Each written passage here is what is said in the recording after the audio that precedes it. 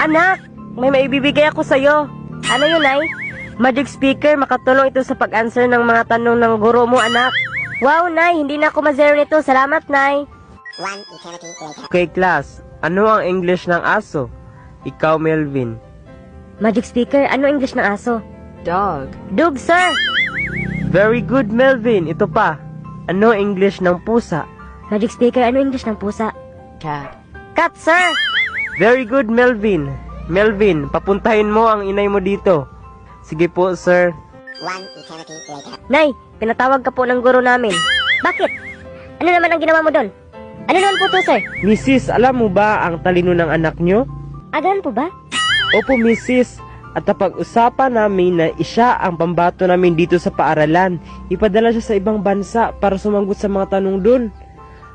Papayag ka ba, Mrs., na siya ang pambato ng paaralan natin? Opo, sir.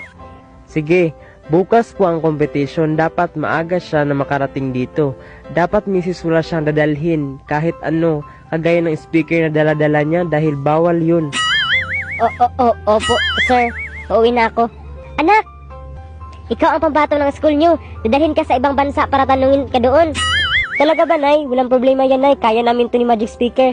Dadalhin ko naman ang Magic Speaker ko, di ba, Nay? Hala! Anak, ang sabi ng guro mo, wala kang dadalhin kahit ano. Ano? At bukas na ang competition nyo.